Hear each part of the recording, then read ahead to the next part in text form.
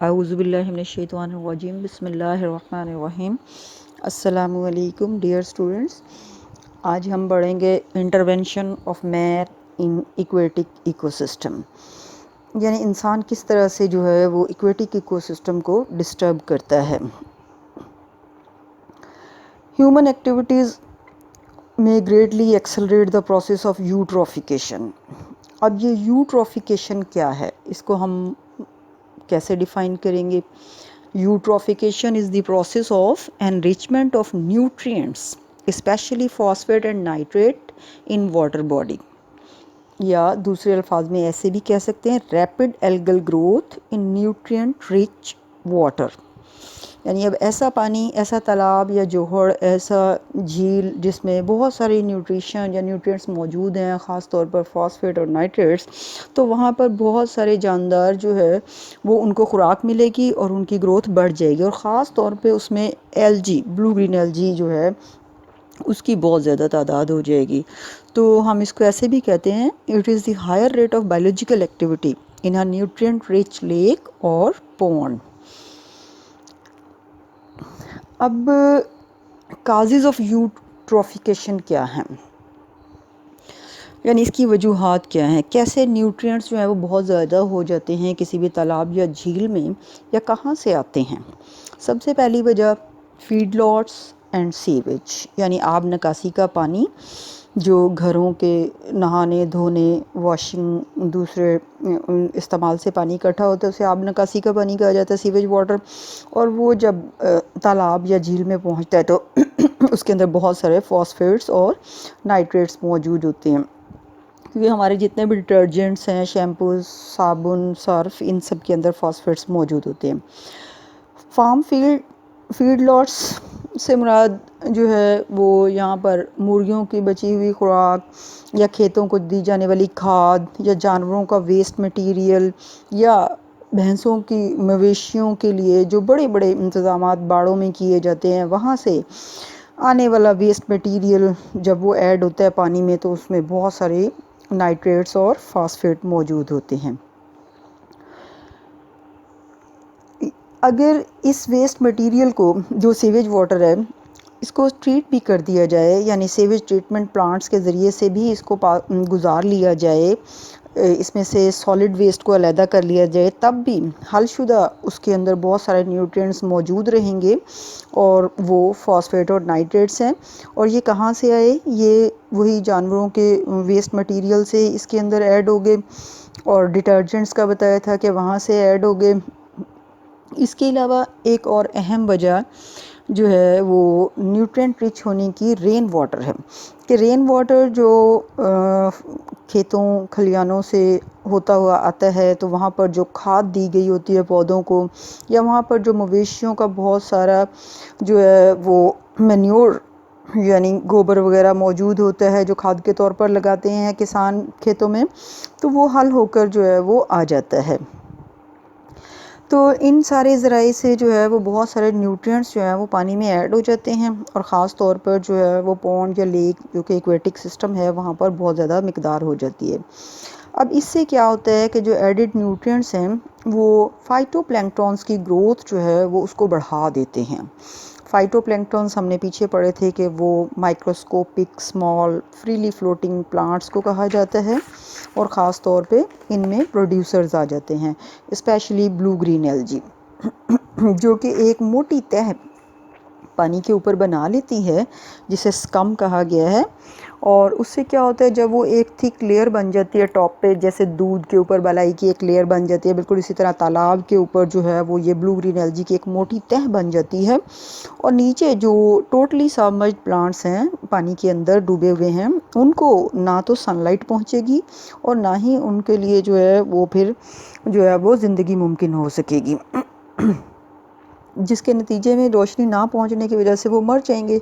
और dead plant bodies जो हैं वो उनके लिए फिर बैक्टीरिया जो कि डिकम्पोज़र्स हैं उनको डिकम्पोज़ करना शुरू कर देंगे, और ये क्योंकि एरोबिक बैक्टीरिया होंगे तो ऑक्सीजन भी यूटिलाइज़ करेंगे अपनी एक्टिविटी के दौरान, और इस तरह से जो है वो ऑक्सीजन कम हो जाएगी, फ़िश और स्नेल्स और इंसेक्ट लार्वा वगैरह जो है, जब उनको ऑक्सीजन नहीं मिलेगी, क्योंकि ऑक्सीजन जो है वो एरोबिक बैक्टीरिया ने ले ली, तो उनकी डेथ होना शुरू हो जाएगी। और उसके बाद डिकेइंग बॉडीज़ जो हैं उनसे गंदी बदबूएं जो है वो आना शुरू हो जाएंगी। और इसके अलावा जो है वो जब डेड बॉडीज़ इकट्ठी होंगी तो बैक्टीरिया को और भी ज़्यादा खुराक मिलेगी, जिससे उनकी और ज़्यादा तादाद जो है वो बढ़ जाएगी। और जैसे जैसे उनकी तादाद बढ़ती जाएगी ऑक्सीजन जो है वो कम होती जाएगी, क्योंकि वो अपनी डिकम्पोजिंग एक्टिविटी के दौरान ऑक्सीजन इस्तेमाल करेंगे।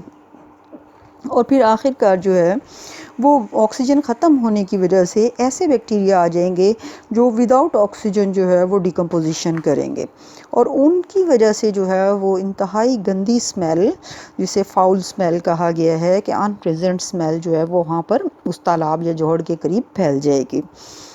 और बेशक यहाँ पर अब हमने कहा है जी न्यूट्रिएंट रिच है, लाइफ भी बहुत ज़्यादा हो गई है, लेकिन वहाँ पर बैड स्मेल है, और इसमें बहुत सारे ट्रॉफिक लेवल जो है वो बिल्कुल ख़त्म हो गए हैं दरमियान से। ख़ास तौर पे जैसे हमने कहा फ़िश, स्नेल और इंसेक्ट लार्वा ख़त्म हो जाएंगे, डेड हो जाएंगे ऑक्सीजन की कमी की वजह से। तो इसका मतलब है ये ट्रॉफिक लेवल जो है वो एलिमिनेट हो गया।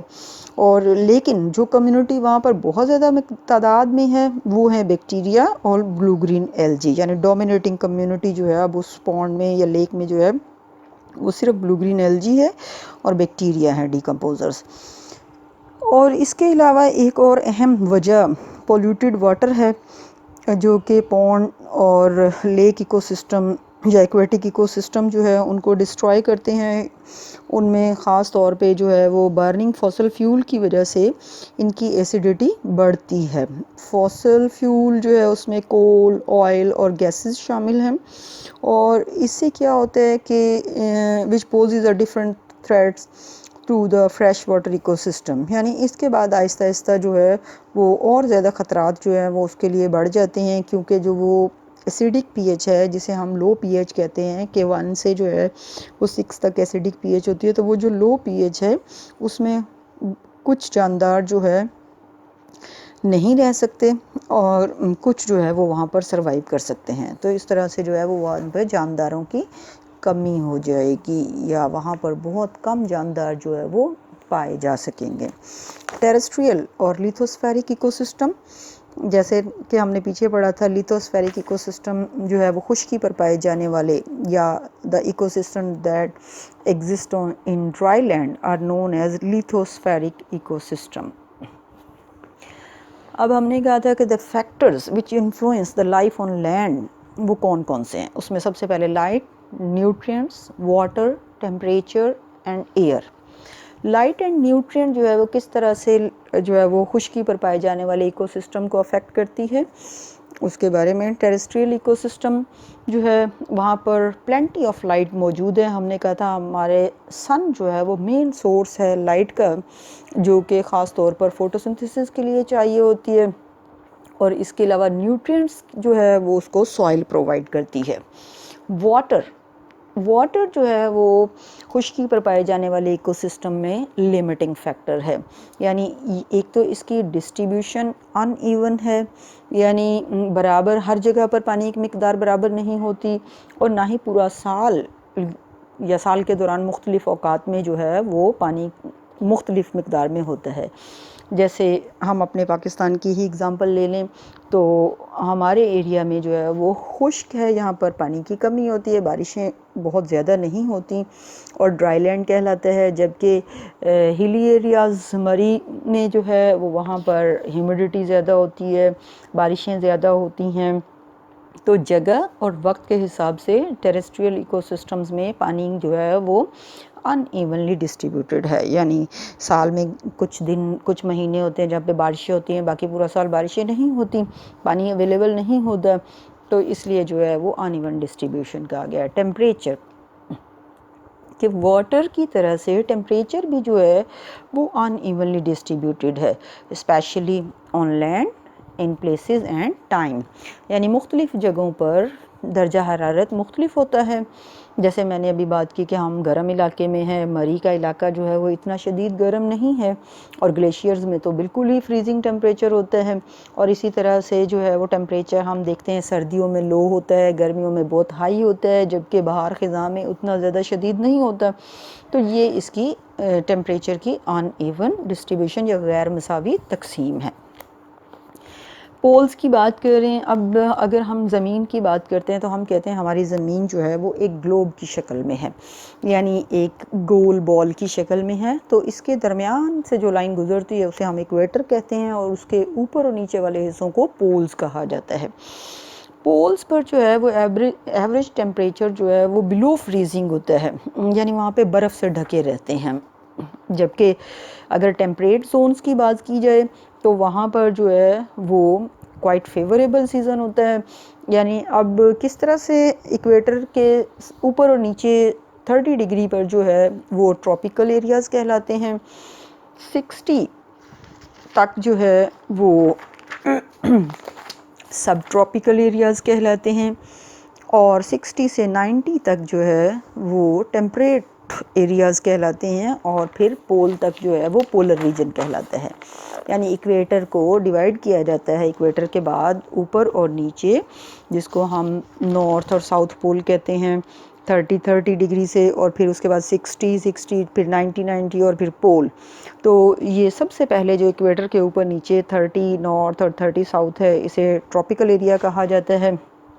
तो अब उनकी बात करें हम कि टेम्परेट जो है वो मॉडरेट टेम्परेचर वाले इलाकों को कहा जाता है। But in tropical zones uniformly warm moist climate is present. यानी ट्रॉपिकल एरियाज़ कैसे होते हैं जहाँ पर सूरज की रोशनी जो है वो बहुत शिद्दत से पहुँचती है, इसलिए वो वार्म होते हैं, और रोज़ाना वहाँ पर जो है वो बारिश होती है, इसलिए नमी की मिक़दार भी बहुत ज़्यादा होती है। तो वार्म ह्यूमिड एरियाज़ जो है वो ट्रॉपिकल एरियाज़ कहलाते हैं। मॉडरेट टेम्परेचर वाले एरियाज़ को टेम्परेट एरियाज़ कहा जाता है, और फ्रीजिंग जो है वो टेम्परेचर रखने वाले को पोलर एरियाज़ कहलाते हैं। अब एयर जो है वो कैसा फैक्टर है वहाँ पर in terrestrial ecosystem? Air is in constant motion, कि हवा जो है वो मुसलसल हरकत कर रही है, तो उसकी कंपोजिशन भी जो है वो यूनिफॉर्म हो जाती है कि ऑक्सीजन और कार्बन डाइऑक्साइड। ऑक्सीजन जो कि प्रोड्यूसर्स प्रोड्यूस करते हैं, जबकि एनिमल्स इसको इनहेल करते हैं, और कार्बन डाइऑक्साइड को जो है वो एनिमल्स एक्सक्रीट करते हैं या एक्सहेल करते हैं, और जो है वो प्रोड्यूसर्स जो है वो लेते हैं। तो इनकी मिक़दार जो है वो इवनली डिस्ट्रीब्यूटेड है तकरीबन, और ये जो है वो टेरेस्ट्रियल इकोसिस्टम में मेजर प्रॉब्लम नहीं है। Adaptations of terrestrial ecosystem. Plants and animals have shifted from water to land.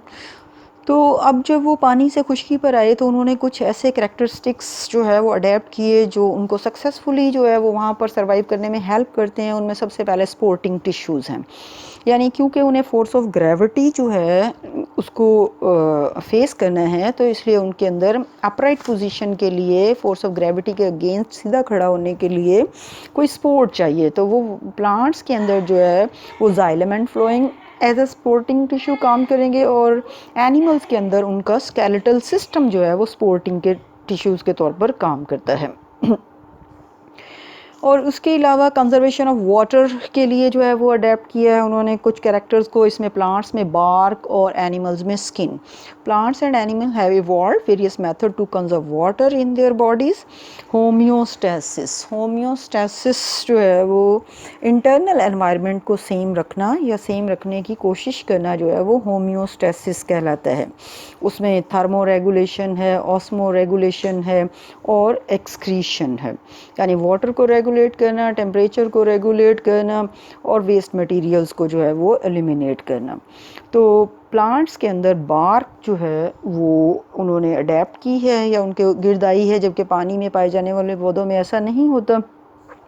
और ये वाटर को कंजर्व भी करती है और टेम्परेचर को रेगुलेट भी करती है। इसी तरह से एनिमल्स के अंदर जो है वो स्किन रफ़ और जो है वो चेंज है एक्वेटिक एनिमल्स की निस्बत, कि उनकी स्किन स्लिपरी होती है, यहाँ पर रफ़ है, और ये भी वाटर रेगुलेशन और टेम्परेचर रेगुलेशन में उनकी हेल्प कर रही है। तो आज के लिए इतना ही काफ़ी है। थैंक यू, अल्लाह हाफिज़।